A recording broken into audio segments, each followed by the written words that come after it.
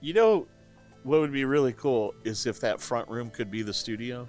Too loud. Like, well, that was my problem. I'm like, it's nice, comfortable. We have heat in there. We've really done a cool job doing it up. And honestly, it's not very echoey because it's got carpeting and everything. Yeah. Except this is the loudest freaking downtown ever because... Trucks and people yelling. Which I am part of the problem. Yeah. Yesterday morning, I had a shouting match. Like a, not a shouting match, but like a shouting conversation with one of the neighboring businesses. He was across the street, and I was like, hey, how's it going? He's an old man, too, so he was like, and he's like, what? And it's like, how you doing? Yeah. You ready for Christmas? That's great. It's cold. Should stop by there for some holiday bliss. Yeah. Gift or two, even. It's a great place to go for gifts. I've done that so many times now. Yeah, I look, if you're, I'll make the plug in case this makes live. Ernest Carano here in Elmore Distillery. It's like legit rye whiskey, if that's your thing. And the only thing I will say is that people will think bourbon. Bourbon is just too sweet for me. But if you are a bourbon person... I mean, he's got variants, yeah, like the honey one. The honey one is pretty good, and you can sample them. The clover is really good. It's dangerous quick, yeah. It is dangerous, yeah. Especially since all of them are like 80 proof or better. Yeah. Yeah, he's got a level of boldness at like increments. Like you can really kind of fine tune what you really want. It's super bold to pretty mild. One of my favorites is, what's that clear one? Lucidity. Yeah, yeah. It's surprisingly good after you have a few too. Well, here's what's weird. It's definitely a whiskey, but it's got a lot of botanical to it, to the point where it almost tastes like it could be it's almost what I want gin to taste like. Yeah, I don't really care for gin. I like a good like pine or something that. Yeah, like that, though, and I would say this is probably in the pine. It's more of like your lavenders and your it's those. It's just this really nice floral note to it, and the bottle is clear. They have to be careful. They can't actually call it a whiskey because it's not aged long enough. It's not aged long enough, but it's aged. I don't even know if it's aged. It is. I think it's 6 months. Okay. Yeah, but it doesn't have color, and it's not harsh or strong like a moonshine. You would look at it and go, "Oh, it does look like moonshine." Yeah. But it is very clear. It's beautiful. And then the one guy did the artwork for it. The Lucidity bottle, just gorgeous. Yeah, his son. Who runs the business with him. So. And it was kind of funny. I remember talking to him, and I said, I hope you don't take offense to this, because for me, I genuinely mean it as a compliment. I said, the sticker looks like a Magic the Gathering card. That's a great I was compliment. like, it has, right? Because it has so much depth, but it's like fantasy, but it's just, there's so much field of vision in this label. Mm-hmm. I said, the label alone makes me want to own these bottles. Man, you're talking about getting back into WoW. I feel like Magic the Gathering has such a big crowd right now. It really does. It's huge. Yeah, I guess before we hit record, we're talking a lot of nostalgia. They just did like a Spider-Man collab and stuff. So crazy. Isn't that kind of like that's the one with like the Pokemon one too, right? Or no? They've done a few, yeah. I don't know. Because like the Chocobos, like if you got the right Chocobo, it's worth $3,000 or $4,000. Wow. I'm struggling. I tried to find my cards, and I don't know where they're at. Oh. That is actually very scary, because at one point in time, I will tell you, had a lot, or like some specific. there's things like the dual lands and stuff like that. I was looking. I probably have 5 or 6 of those, and they're going between $200 and $300 a piece. Oh yeah. I'm like, no, man. Not that I want to sell, but at that point you just go, it's cool to have. Hey, where is it? Yeah. Are these even any in good condition? I'd say now they're not going to go down in price anymore. No, they're probably pretty stable. Just because they're going to keep, Magic seems to be stable again. Yeah, this isn't a TY Beanie Baby thing. This is a Pokemon situation. That's kind of what happened. Is I know a lot of people sold out, did all right doing those, and good on them. I just wasn't. I'm not a collector from an investor type. Yeah, I like these things. That's why I collect them. They're fun for me, and so it's kind of hard to get rid of them. You may not. I collect die-cast cards too, like 16 scale stuff, 32nd scale, but that's a hobby. Like my die-casts are still in box and stuff. Yeah. I don't know why Magic doesn't bite me as hard. I think there's so many other games from a card perspective that I'm interested in. I all the love in the world for that game. Mm-hmm. But what we were talking about is like World of Warcraft, kind of like finding out that a couple of my friends are still in there playing. And I think the reason that's more attractive to me is because these are people I don't get to see very often. The last podcast, I kind of was introspective, and it's like, listen, I hope with family and everything. And it's really because I think as you get older, you get very set in your own ways, and you've got your schedules and you've got your things and and it's like, well, I can't do that Monday because Monday is this. I can't do Tuesday because Tuesday. And now all of a sudden, the place where I'm at, if I go back like 10 years, you have responsibilities, and none of it was bad. None of it is bad reasons. It's just, it's not like the old days where you just go, hey, we're going to go to the bar tonight. You want to go? And you're like, yeah. And you just went. Yeah, no. I didn't have to get permission. I didn't have to think it through, and now it's like, okay, so what do I do next week? Okay, am I forgetting about something important? And oh, it's this event, it's so-and-so, it's niece's this, or uncle's that, or grandma's. And you want to go to those things because those, you only have so much time, which is a depressing thing. But this is the reflective podcast. It's the reflection, yeah. I'm here, though, to convince you to play Baldur's Gate 3 with those people instead. Because it's a 4-player game. It's fantastic. It's amazing. It's beautiful. It's fun. Well, a lot of my D&D guys have played several times through. What's that? Probably played it completely, yeah. Oh, yeah. I think the one guy is on his 3rd or 4th playthrough. Yeah, that's a lot. That's crazy, actually. Yeah. I've only did it once. I was talking, I'm like, man, I'm sitting here. I did buy it. I do own it. That's what I'm saying. It's Steam sailed. You can play it on the Steam Deck. You can, yeah. I think last year I thought I was going to be able to play it. And I was like, yes. And I just bought the Steam Deck, and I was like, let's do this. And then we ended up having kind of like last year, or this year, we ended up having a really busy December that it just never quieted down. Yeah. It's okay. That's okay. That is how it is sometimes. Well, January this year might be better because we're not getting onto a new system and, a whole bunch of other stuff. So that really is more of what it was, is that we had quite the year. Yeah. So let's cue the music. Yeah.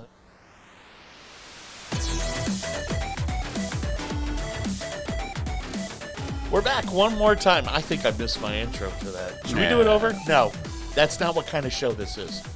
We're here, warts and all. But we're back for one last episode of the Lighthouse IT Solutions Podcast. It's our Phone It In Christmas special. Woo! No, it's an opportunity to take a look at the past year, to take a look at everything that we have kind of seen, stuff that we forgot about, stuff that we can't forget about, and just some of the highlights for us in 2025 as I have sad news. We take the month off of January because we have to recenter. And when we think about what we're going to do with the podcast, we think about what we're going to do with the company, all that good stuff. We have lots of questions. We set goals, and then... Well, I'm hoping that this year we can do some cool stuff like guest interviews and that kind of thing. That's the spoiler for 2026. I really want to have more guests, not because I don't enjoy chatting with you, but just because I find, maybe you're the same way, I find business owners fascinating. I guess I love what business owners do, and I'm fascinated about how they got their start. And I know it's funny. It's like I don't even consider myself on the same plane as some of these people. I feel like genuinely I lucked into what I get to do for a living because I have great clients. These people have supported me half of my existence. Yeah. And getting to know more about them and how they walked into our business, how they support us, how we support them. We use the phrase, like, our philosophy is we want to be partners because we know that their success is ours. Isn't just BS. It's because we've built our business on the idea of they support us. Our clients are so good at taking chances with us when we have crazy ideas. And sometimes they pan out and sometimes they don't. But we have brave clients. And I love that. And I love talking to business owners and going, how did you get here? Yeah. Some big things coming. Yeah. So I'm really excited about that. I plan on reaching out to some people and just having the conversation and just learning about them. But we were talking before the intro, 2025 started kind of wild, honestly. It is also wild, though, that 2026 is the 250th anniversary of the United States. Like, that's absurd. Oh, my gosh. Yeah. I mean, as of July, clearly, but... Yeah, but I never even thought about that. That means that we're probably going to do some cool stuff. I imagine there's going to be some pretty nuts things going on with, gonna be some the 4th of parties, July. man. Like, yeah, I haven't really thought about it until recently, but It didn't even occur to me. it's huge. Yeah, I guess. So for me, we look at sort of the growth of AI, but I want to kind of come back to that more than anything and just say we had a lot of security stuff. We learned a lot about some of the vendors and had some major things hit. I mean, Fortinet's never a surprise. We had Sonic Wall had some major ones that we saw. Even though we're not a vendor, we do have some clients that like that stuff. And we got to see firsthand some of those exploits. That's never great. And then the outages this year. Yeah, huge outages that really kind of told everybody this is not something that you should just be putting all your eggs into one basket. Like, I think I kind of mentioned this last year or earlier this year. I do feel myself decoupling a little bit from the cloud in terms of we were very aggressive in some of our cloud marketing, and we had some pushback from clients when we were doing the marketing, and there was interest, but there wasn't interest. And it is once you start looking at some of the costs associated with it, it makes sense, but it doesn't make sense. And now you're starting to see businesses tighten their belt. And I'm actually kind of glad that in terms of things, again, like we have clients that very much want to invest in us, right? And when they don't, you ask some great questions, you figure things out, and you go, okay, maybe it's not the right time yet kind of thing. But what I learned was that shortly thereafter, we start seeing budgets tighten, and with cloud prices going up and costs going up and AI taking over because, let's be real, they're in the Northwest Ohio area. We're perfect for data centers because we have winters, generally pretty stable weather. Like, yeah, I know we get tornadoes and stuff every once in a while. not as much as other places. But other places get them way worse. Yeah. And by having winters, that means that they can just pipe in cold air from outside and use that to cool so their cooling bills actually get a chance to decrease in the winter. Yeah. So it ends up being cheaper. They're finding this out because places like Virginia and stuff, they're having to water cool their data centers and stuff. And hey, if it's cold, you don't have to do as much. At least part of the year, yeah. So there's like talks of like 5 data centers going in this area. There's 2 in BG alone. Yeah. In Bowling Green, there's the one that's being built that we have confirmation that's part of a Meta. That's definitely Meta, yeah. And then there's another one that's a little bit smaller operation that's just out there on Poe, where that business park is, like where Magna and, and all that. FedEx, yeah, that area. I think it's a very specific sort of use case.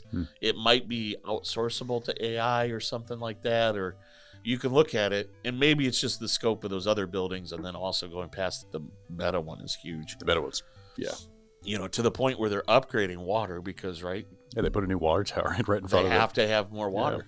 Yeah.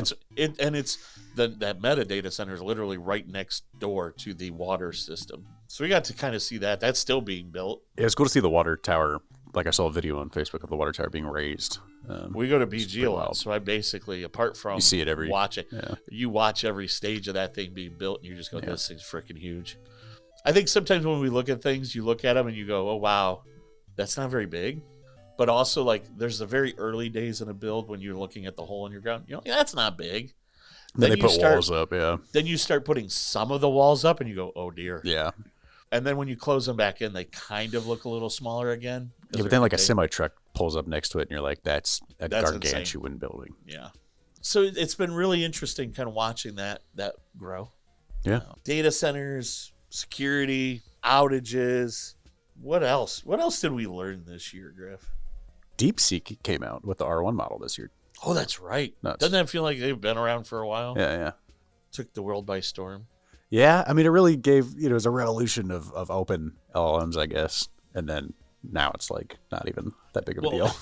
The crazy thing is, Griff, you can buy an AI works. I mean, there's brands. Multiple different types of it too. But yeah, you can buy your own. But you can buy the Spark. $5,000. You can have a server designed specifically for AI. Well, we call it prosumer. Yeah. It's not. Yeah. But what's more insane is that is not your only option. No, definitely not. Minis Forums, Dell, HP, Framework, they all have compatible AI tweaked. Yeah. And hey, there's another segue is Framework released a desktop. Our little... And the convertible, I think, was this year, too. Yeah. The 12-inch. Yeah. Yeah, the little tablet. I'm excited to see where they go more. Don't need more desktops, but we talked about that already. So they're going the right direction, realistically. It was wild to see a story, though, that said that AI bot traffic surpassed human web use this year. That is, with all of the aggressive caching and training and learning, it is crazy to think that there are that many bots out there just farming for eight. Yeah, more than humans by a substantial amount apparently now. And your little, what were those called when you did a Google search and it kind of summarized featured snippets? Featured snippets. That's gone. It's gone. That feature doesn't really even exist anymore already. Yeah. It's being replaced with AI summaries. Yep. That's all this year, which is nuts. And then Sora, too, came out. I'm so glad that you shared Sora with me. What a waste of my time that I love. It's so weird.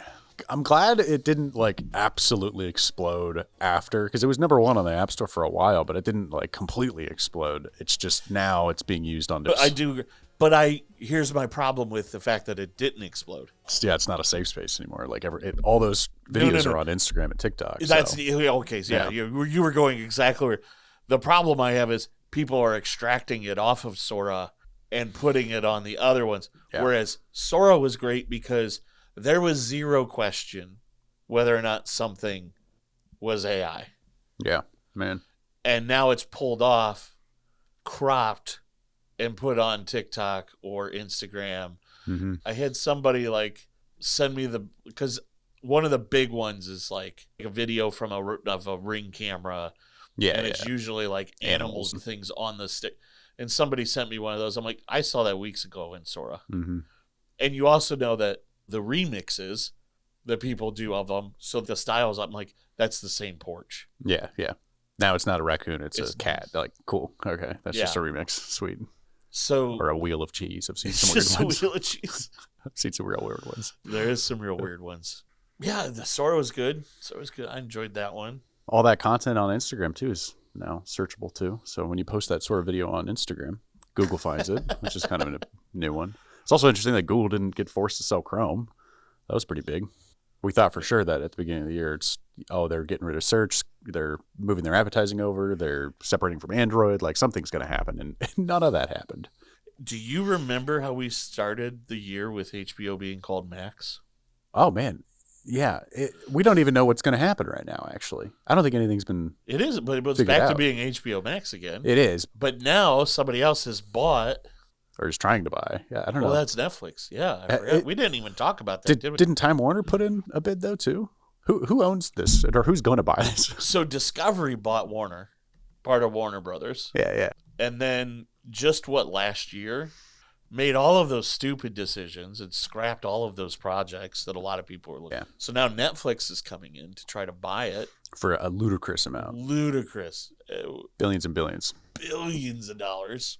But you can't forget that at one point, we started this year with it being called Max, not HBO Max. Yeah. And when they switched it from HBO Max, we said, this is stupid, to Max. Why are you doing this? And they go, oh, yeah, it turns out you guys were...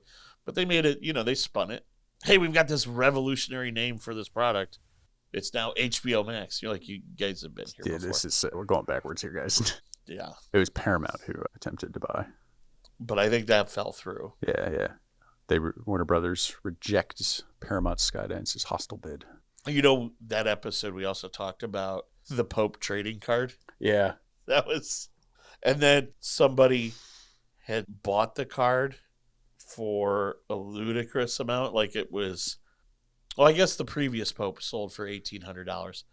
No, what it was is Pope Leo sold 133,000 trading cards. People bought 133,000 Pope cards, outselling LeBron James. Yeah.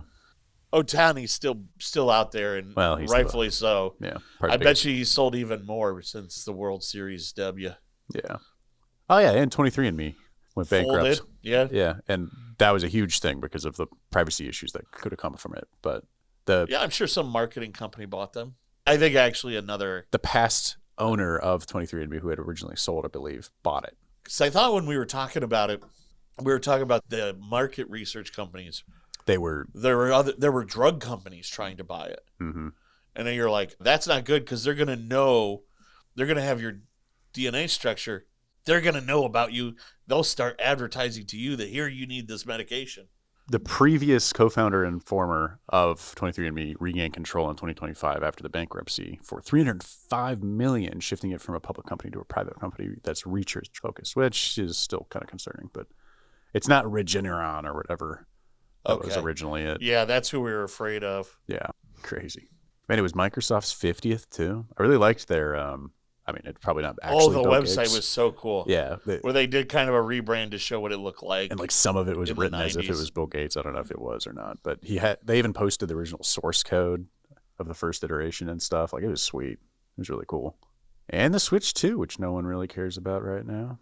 It really did kind of just come and go, and it was kind of one of those things. It's like if you don't have a Switch, there's enough. If you're a huge Nintendo fan, then yeah, there probably is enough here to upgrade, but there really isn't. I mean, the backwards compatibility aspect is really nice, but they do that every iteration. And the fact that it didn't have very many games at launch too, again, struggles with why should I buy this if the old one works well? So I don't know. Yeah, we got to see, both of us are big fans of Pebble. Yeah, and the OS released early, and then the original owner of it created an actual watch utilizing that open sourced OS. He's basically has the original style e-ink display, black and white, that they have been selling. But guess what? They have new models announced. One is supposed to start shipping in March, and there's supposed to be a ring. Oh, really? That has like a button on it that you can use to like record your thoughts. The only ring I know of is like a $5 a month subscription and stuff. So I wonder if this is going to be not a subscription based one or what. But that's really cool. The wearable tech, like, that's really non-intrusive, is getting huge. Yeah, it's basically you talk into it, and it like records that for you so you can take your notes. Nice. Oh yeah, not a paid subscription required. Perfect. Yeah, I'm not a huge fan of the Aura thing. It's like $250 and you still have to pay a monthly subscription. You have to pay for it. And I'm like, this is dumb.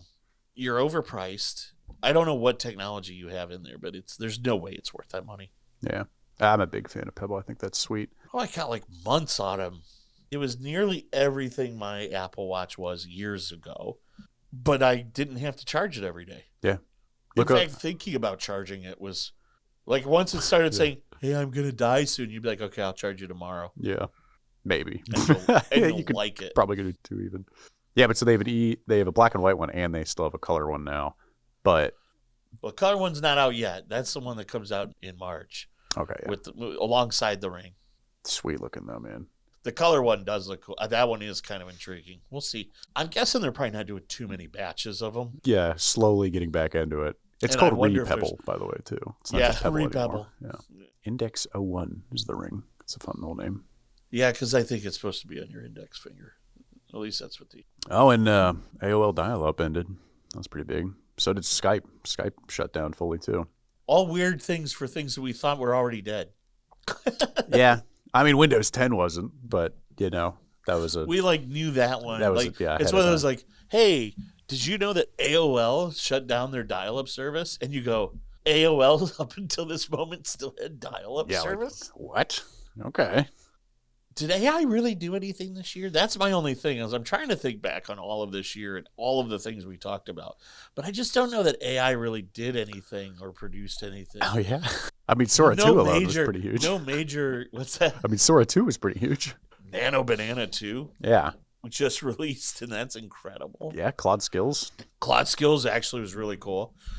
And Opus, 4.5 Opus came out. That is a month ago. I've already been using that for some scripting and tech stuff, and oh my gosh, it's so cool. I mean, we saw the first time a big wide scale AI. It wasn't ransomware. Well, it developed its own attack. Yeah. Basically structured an attack and created its own software, penetrated a network, laterally moved. Huge. Yeah, it was insane. So yeah, AI just did a few sponsored things. Oh, yeah, true. Just a few small things, yeah. Still waiting on that Slate truck, though, too. Talked a Yeah. lot about that earlier in the year. But there's no EV tax credits anymore, so That'll it's not to tough. be a 20,000. I do worry that's going to hurt them a little bit. I mean, and I do worry that's going to hurt my decision a little bit. But it was only $2,500, and if they truly are, Well, what did they say? Like the starting price was like 19,000. But their costs already have gone up as well Yeah. because of tariffs and stuff. So it's going to be more like 30 to 35, unfortunately. And that's gonna, for a starting price, is probably gonna hurt. Do you follow their social media or anything? No. I have emails, but not a lot of them. I don't get them. I get some like 3D printing, like inspiration. Like I got the little small card for reserving one thing, and that was cute. I thought that was really cool. But one of the things I saw they posted on social media was somebody had made for one of the things, instead of buying the crank window package from them, they 3D printed a giant hand that just did this to the crank window, that did the crank window. Yeah, the customizations are cool. So it's got buttons on the sides, and the buttons just coordinate with the hand moving and cranking it for you. I thought that was great. But my favorite part is like the arm was like all like bulked out, like veiny and stuff. Oh my gosh.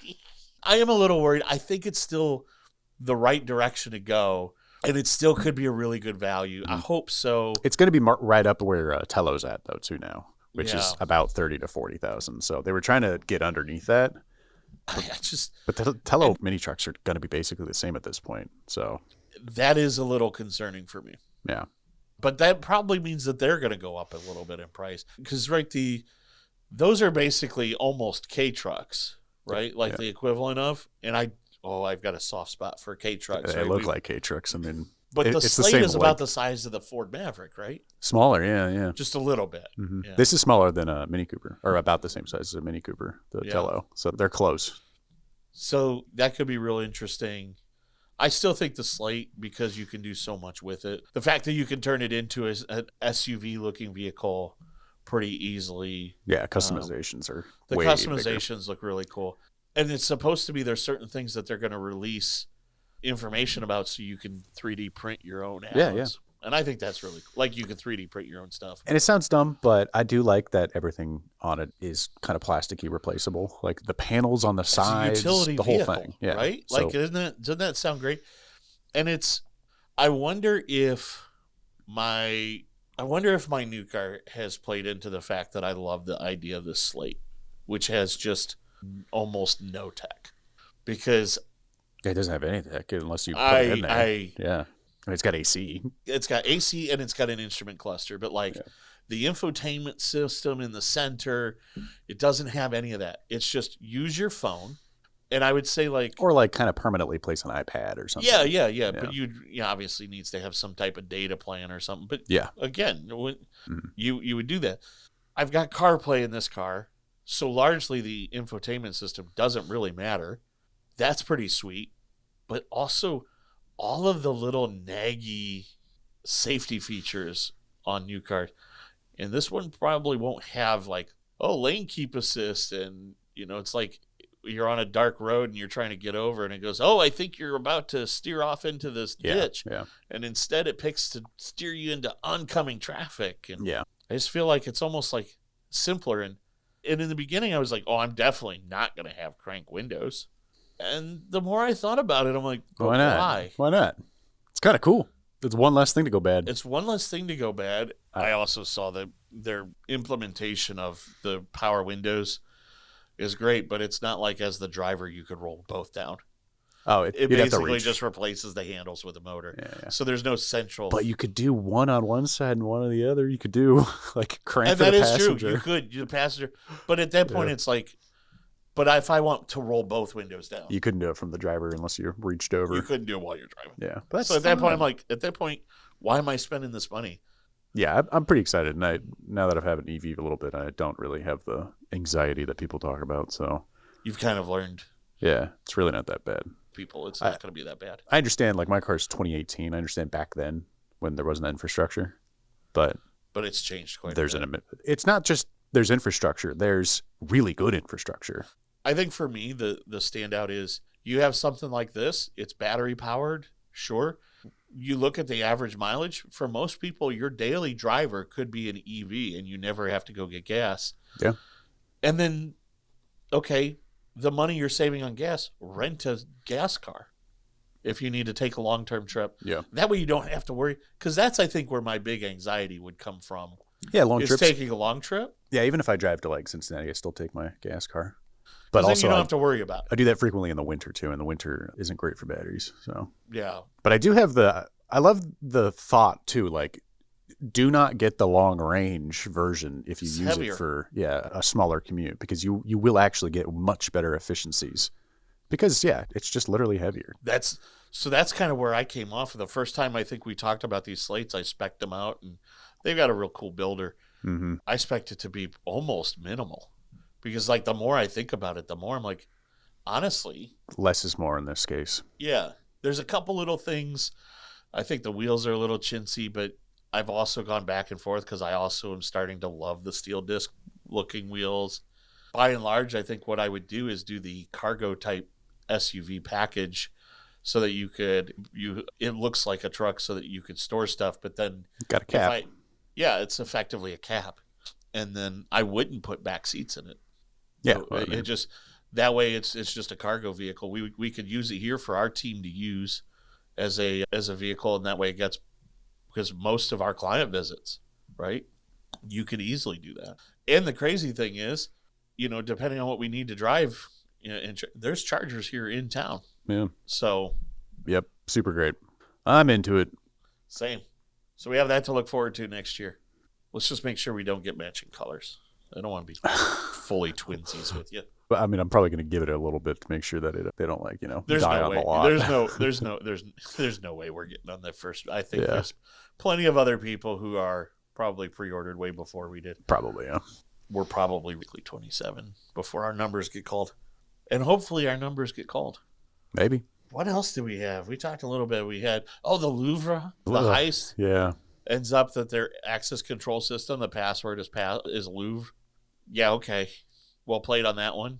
Is that surprising though? I mean, we've done a lot of work at a lot of different places, and you'd be really surprised at the lack of security some places have. And you try to explain to them, don't do this. Yeah. And what do they do? Yep, keep on doing it. So I saw Valve and I was like, oh yeah, but we should probably be careful about talking about Valve. Yeah, I don't want to make that the whole conversation. Even though Slate it was like, of all of the things we talked about, it's like Slate and Pebble. Yeah, those are coming out. I mean, we might as well mention a little bit about the Valve stuff coming off of last episode. The Trinity episode, yeah, we pretty much spent, I think the intro ended up being halfway through the episode because we started with Valve. And then even then, we still talked like 10 minutes after. To it. Look, you can't be surprised that we're kind of nerds, right? Yeah. I mean, I'm 100% getting the controller. I really hope the frame's cool, but I don't know yet. The frame is intriguing to me. That might be the thing that kind of, because let's see if is there a price yet for it? Because I really hope it's under $500 for the frame. No, the frame. There's no way the frame's going to be under $500. Probably not, but it'd be so cool. They said it's going to be like a kitted out index, and isn't a kitted out index around $1,100? Yeah, surely. Expected to be under 1,000, 600 to 800 likely, based on alternatives like MetaQuest 3. So I don't know. You can add it to your wish list right now. Yeah, I'm excited. I didn't even think about there's going to be tiers. Like in the Index, you don't have different models because it's not a computer. It just is a display, for lack of a better term. Mm-hmm. And the frame is a computer in itself, so there will be storage or even RAM or even CPU differences within tiers. But I don't know there will be that much because I don't know. It's a micro SD slot. There is a micro SD slot. So are they just going to do a 256 and call it, and then you can upgrade? Or I don't know. Yeah, because the Steam Deck is also kind of the same thing. You could definitely upgrade. In fact, most people got the non-NVMe version and then put a different SSD in. So I don't know. And like you said, there's also an SD card reader on that guy too. So that's how I expanded my storage. I don't see so I'm looking at the specs here. I don't see too many variations. It definitely looks like the only option that I see is the storage. Yeah, 256 versus 1 terabyte. And you can buy that from the factory. But maybe the controllers aren't included. I don't know. Yeah, I mean, with the Index, you can buy, I don't need the lighthouses or I don't need the controllers. I wonder if that's what it's going to, because what I had heard is the full kit price was going to be about on par with buying everything that you would for the valve. I mean, and they were kind of putting that around $1,100. So it would make sense, right? You would need your controllers. You would need, like, if you were buying this fresh. Yeah, you'd need it all. Which really should just be the headset, storage, and controllers. Yeah, because there's no lighthouses. There's no cables, yeah. Well, we don't want to spend another episode on it, but we're really excited about that. That's pretty great. Yeah. I think for us this year, too, one of the most amazing things was a couple years back, we partnered with Odoo, and we're starting to see their advertising everywhere. And I think that's just amazing for our timing. Last year was very in the wild, like print and stuff. I saw billboards and things like that. This year was very much digital. I saw YouTube. I saw banner ads. It's very concentrated. It's very specific. Very targeted. But at the end of the day, I also feel like we've invested more and more in our own systems to use it. Yeah, at the start of the year, we got onto help desk. From a operational standpoint, our business is like 99% on it. Yeah, nearly very entirely. Little that we do that is not handled by Odoo. And I got to say, for the most part, we run into frustrations, but we have not chosen to customize it a ton. We have customized it some. A few things, yeah. But it's been really positive in many ways. I won't lie and say I'm 100% happy with it. But at no point have we found one single software package that did everything that we needed it to do. And this basically does that. And we're still only using like a third of the capabilities, though. Yeah. So. I mean, it's designed for so much more than what we're doing with it. In the areas that we're in, I think we could customize it and actually fix a lot of some of the issues we're having. But we've really embraced our partnership and working with clients and rolling these systems out. And it's been really amazing watching this. It's a reason we keep recommending it. It's because internally we've had a very nice experience. So I'm not saying this as marketing fluff. I'm saying this as a business owner that's astonished. Mm-hmm. We pay more than our customers do for our Odoo instance because we are partners. Yeah. So we pay for our Odoo instance. And I won't go too much into details of it, but we also have to pay partner fees, and we also have to make sure we stay certified. There's all these ancillary costs. Yeah, because we want to support it for the clients that have it. So we knew that when we started going down this road, this was going to be a game changer. I mean, it still saved us money, even though we're paying more technically. And that's what I try to explain to people. I said, I pay more than you do ultimately to be a partner. Mm-hmm. And we are around $20,000 a year savings as a result of moving to Odoo. Just in software. Just in software costs, our little 7-man team is saving $20,000 annually. Yeah, and who knows what sort of efficiencies it's helped with, because at the very least, we all are working off the same data now. Yeah. There's no redundant entries. There's no, it's just boom. I'm not putting data here and copy pasting here or going here for this and going here for. We're all working out of the same system. Mm-hmm. I love that our inventory control. I told people, I said, most of the systems that are designed for service providers, they're designed for services, and the hardware side of things is a bolt-on, non-thought of. I said, you know how hard it was for me to say, you have the computer. I know I sold that computer to you. I have your serial number. I had no way of figuring out when I sold it to you. And now, because it's a full ERP system, we have inventory control. We have purchasing. I know, it's as easy as like a checkbox of, is this a good or is this a service? Yeah. And so now it's like, well, that's just it. I can go in and I can search. There's an area in our inventory control, and I can search by serial number, and it shows me what vendor we might have ordered that through, if anything, when we got it in stock, when it was delivered, and who we sold it to. Like, all of that's taken care of. It's huge. And so now we actually are carrying more stock than we ever have before. Yeah. Because we can track it better. Yeah. We know we're not going to lose it, which in turn means when a customer has an issue, we can turn around faster and go, okay, yeah, I've got this in stock. Mm-hmm. It's fantastic.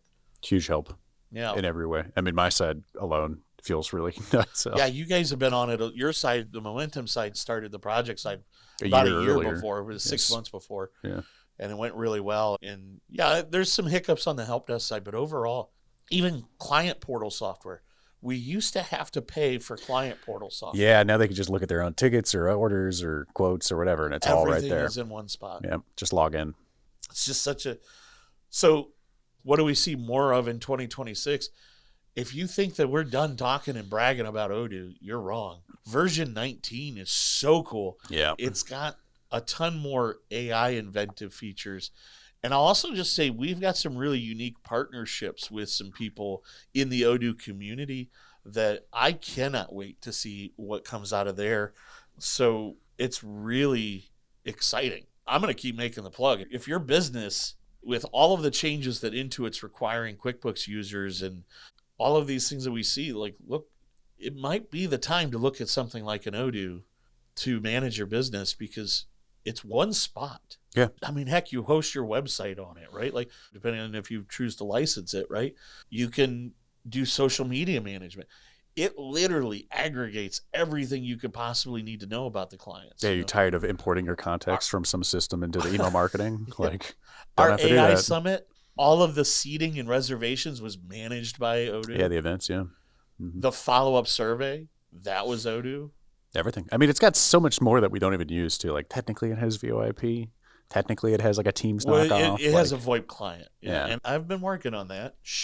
I've been working on seeing if we can find somebody that integrates with the with Odoo so that you could use Odoo as your dialer. Yeah, just literally being in the system all alone. I mean, timesheets, everything. It's great. Yeah. Project management, all that jazz. Loving it. But we also introduced something else this year too. Well, we talking about AI. We talked about AI and we said, our clients probably want to start working with AI. And we hadn't been marketing too much with it. We were really using it internally as a tool. We were trying to figure it out still too, yeah. And for that, we're talking about the secure AI platform partnered with HATZ, HATZ. It's a way for your business to start doing secure-based AI, give you sandboxed areas where you're not as afraid that your data is being trained on or anything like. No, it's got the right things in place. But unlike things like Copilot, where Copilot does segregate out, but when you use the business version, when you use the work mode of Copilot versus the web version, the work version isn't nearly as up to date. It's not as smart. Yeah. It's not as adaptive. And this is an aggregate of a bunch of LLMs. This is an aggregate of, and you're not stuck with Copilot, which is riding on, I think it is finally on ChatGPT 5, but you're not stuck on one. And I use Claude. I use 3 or 4. Yeah. I mean, there is one I obviously gravitate toward, but I'm using several. Yeah. Depends on what I'm trying to do. Am I trying to create creative content? Am I trying to like look at code because I don't understand it or something? Am I trying to, yeah. I think I told you, I sent you, we talked about Nano Banana. Mm-hmm. And so HATZ is the secure AI platform, let me explain, that we finally released to clients as part of when we did our AI summit. We gave clients access. That was a really great event. I can't wait to do that again. And I think we actually would have more people show up or more interest because we got such great feedback from it. Yeah. But everybody got to actually play inside of a HATZ instance. Yeah. And they got to say, okay, here you go. Choose an LLM you want to look at or be interested in. And let's do some projects together. Yeah. And so many things I got so much feedback of saying, even if they said, man, I don't know how yet, so I'm not ready to subscribe to the HATZ AI stuff, but I am coming back at some point. That really helped me understand what's going on in AI. Yeah. Really helped me put into perspective what people are saying.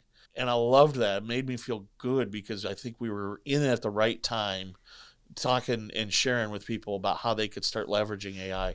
Maybe not just implementing it in their business, but also how to communicate to their employees about if they want to use it. Mm-hmm. It's no longer this big, scary thing. It's not a scary monster in the door. Yeah. And this is a really good way to make sure that your employees aren't kind of doing like a shadow AI situation. Give them the tools. If they're going to use it anyways, give them the tools. Get them in there. Yep. So I just felt so excited about that. And the fact that you have multiple LLMs that you can operate with, it's great. But the thing was, we talked about Nano Banana. It's already on hats. It's already accessible for hats. And I was working with a client, and they said, I'm trying to do this flyer for this side business that we've got. And I said, okay. And they had this Word document, and we imported the Word document, highlighted what was important to us, and asked it to create a flyer. And I think even you have to come back with, I was really impressed. Normally with AI-generated images, it's a very soft focus. Mm-hmm. It's almost like it's kind of hazy. It's how Stable Diffusion bound to get text errors. Almost 100%, yeah. You'll find issues. Mm-hmm. And I will simply say, I did kind of stare at it because I stared at it and all, but I did not see anything on Nano Banana, Nano Banana 2 that was like obvious. Maybe some issues with how things were lit. Some of the lighting didn't exactly make sense. It was wild. I looked at it, and one of the tell signs of AI is when you follow the lines to make sure, like, does this cabinet in the background make sense? Does the shelf actually exist? Does it go into whatever? And it did a really good job. I was very surprised. I think some of the focal points were a little off. Like, but it's you see that in flyers though that are manufactured, like composited by designers anyways. So maybe that's just it. Maybe that was, we said it's a flyer and picked it as an art style. It's fine because it was. Maybe I'm using the term wrong, but that bokeh effect of like you have a little bit, things that are in distance should be a little fuzzier. Mm-hmm. And this was like the front image was very much in focus. Then it kind of went and it blurred, and then it got back to being really focused again on certain things. And you're like, I want to, like, that's a gripe of mine. I feel like that was only noticeable because things got fuzzy and then like it was trying to do. What a weird thing to have to like replicate. I don't know how you would do that though. That's wild to. But at the end of the day, it was amazing. And heck, that was you never side business. And you never did a second iteration. Like you could be like, no, hey, fix the focal point. Actually, that's not true. We did because it created it as like a double up flyer. Oh, and you needed a single or something. So we asked it to fix it so that it would fit on one sheet of 8.5 so that they could hand it out. Well, and it was like, okay. But what I love is normally when you do that, especially with images, it regenerates the image all over. Yeah. Nano Banana, one of the big things is it says, I can change individual elements. Yeah.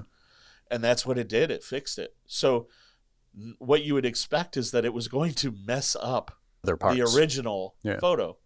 No, it fixed what it needed to fix. Yeah, I was only able to do that kind of thing with the Photoshop Firefly before because you could tell it like this is the specific spot I'm editing. Yeah. But not in any other Gemini stuff. So that's really cool. This was neat to just be able. So here's this little side thing that they're doing. And again, maybe not that she's like, I know it's not exactly part of the main business, but I thought this could be a great sort of way to test. I'm like, let's use it. I don't care how you're using it. Yeah. Let's just find because if you're using it on this side hustle, if you're using it over here on your side hustle, you can start to picture how you can use it for your big business. Yeah, you're learning. Yeah. And the astonishment, and I will say, I'm like, by the way, this is a brand new AI model that just came out. Yeah. But it's supposed to do this stuff really well. Let's try it. I said, but you and I are going to learn it together. Yeah. It just was like, oh, okay. And it came back, and both of us were just swept away. Yeah. And I probably was like annoyed because I was like, yeah, look, so normally on the text, it's never this sharp. And it's never this. I said, look at this detail. I said, it had to compute all of that. It's like, yeah.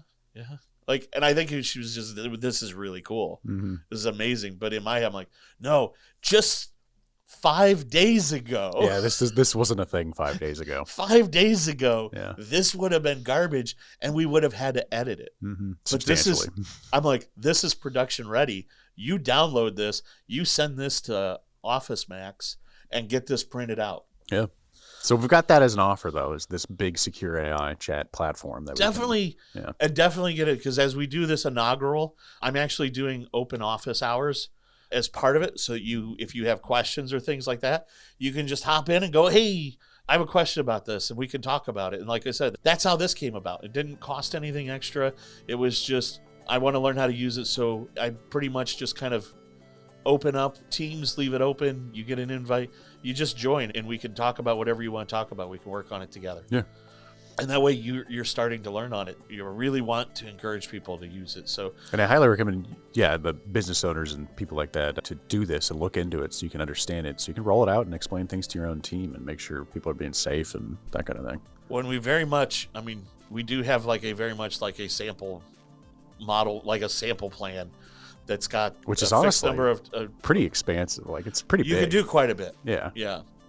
So, gosh, AI, you're going to hear more about from us for sure. Odoo, I know you're going to hear. We're so much in the Kool-Aid on this. I can't wait to see what happens out of the Steam camp as we get into the frame. I'm sorry, you're just going to be stuck with it. I am curious. I think some of these Copilot PCs, we had sort of the first year of Copilot Plus PCs where you're starting to see machines have MPUs. Yeah. Or using ARM processors that have inherent MPU. Mm-hmm. I think that's going to be good. The reason being is that the ARM processor is a much more efficient processor. You're going to see tablets and stuff that are far more efficient, which means very comparable to a full laptop or desktop. Yeah. And because they're efficient, they're usually thinner. Yeah. I mean, I'm looking at your iPad and it's smaller than my phone, or thinner than my phone. If you remember my Surface Pro X, compare that to the regular Surface Pro, it's probably 20% thinner. Yeah. And that's pretty noticeable on those devices. I know that device is probably 4 years old already. It's 5, yeah, it's over 5. But yeah, I guess we kind of keep our eye on those types of things. I think those are great devices. Anything you're looking forward to in the 2026? I mean, besides Valve stuff, I am very much looking forward to Odoo V19, admittedly, because like the AI stuff is, people get tired of hearing about that, but in terms of search, it's an extraordinary thing within Odoo and doing reports and such. It's going to be wild. Right now, it's expansive and much better than most software I've used, but there's still limitations that I'm like, I could literally just type in what I want and it'll pull up that search for me, or that dashboard, or that report. Yeah, I'm looking forward to that. It's kind of funny. It uses the built-in chat engine to talk to the AI. Mm-hmm.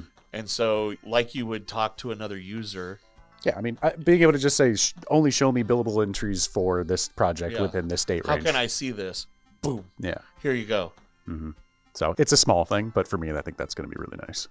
Well, I'm excited for 2026. Much successes on those. I know we've got some new ears as a result of having Phil join us and the Z-Tech brand. I'm really excited to see what happens in 2026. I think there's a year of possibilities. I know this year has been a year of growth pains, and I think my team is appreciative that we are busy. I'm hoping they get a little bit of a reprieve, but I know that between amazing clients and amazing team members, there's no way we would have survived this year. It's in terms of just everything going on. It's been amazing, the progress and the direction and the growth from everybody this year, that I look forward to next year, because I think the rewards are coming for us, for our clients. And I'm just appreciative of people like you, Griff, Leif, Andrew, Colby, Mark, Phil, everybody here that has contributed towards that success. Vendors and clients too, done some pretty good, fun stuff with people. And so that's the big thing, is we go into a new year expecting big things. And I get it, for some of us, and even to me to an extent, the difference between December 31st and January 1st is I sleep in because we get the day off. And then January 2nd, I'm right back at it. It's hard for that separation, but at the same token, it's really great to have those moments where you can just contain them. So if you're normally like me, take a moment, break this year apart. Maybe you need a fresh start, or maybe you need an indicator of how things are going to go, that you can say, I'm going to take a good thing and make it better, or a bad thing and turn it around. Whatever that case that you need it is. That's the beauty of a new year. It doesn't fix anything. It just gives you a marker to compare against that you wouldn't normally get. Sometimes harder to get. You're forced into it being a new year. Could I change this, or could I change that and come back and say, yeah, we always talk about goals being measurable. Well, everybody has to start January 1st, 2026 the same. It's a great start. So however this New Year's find you, I hope you stay safe. I hope you had a great holiday, no matter how you got to spend it. As I said, old age Matt just starts to really appreciate family and look forward to opportunities to spend time with people you don't get to see as much anymore. So if you're one of those, maybe we should go get coffee, or maybe not. Sit down for an interview. Maybe you're one of our business owners. Come in, sit in, let's talk. I really do. If you're willing to do that, I may reach out to you anyways. There's a list already. But if you are interested, it isn't just clients we're looking for. We want to really just genuinely have great conversation with everyone. I guess with that, Griff, you have anything else to say for as we close the door on 2025? Happy birthday, America, next year. America. I mean, it's birthday every year, but yeah, it's a big but one. It's a big one. 250 years is. She does look pretty okay for her age. She's got some wrinkles this year, I think, but that's okay. Have a great new year. Be safe, and we'll catch you in February as we take a break off, restructure, have some fresh perspective. Oh, they're gonna say sauerkraut. Oh, I love sauerkraut. Well, you guys, I don't do that, so yeah. I growing up never did, but we do now. It's not a bad tradition. I look forward to it because I love sauerkraut and pork. So, well, maybe we just sort of like keep mumbling, and I'll just kind of slowly. I want the podcast to end with "I love pork." It's like too good. I like turtles thing. Yeah. I'm just kind of like keeping them. You can fade it out, and so at some point it'll just be like, I don't know what the matter is. Yeah. I really like pork.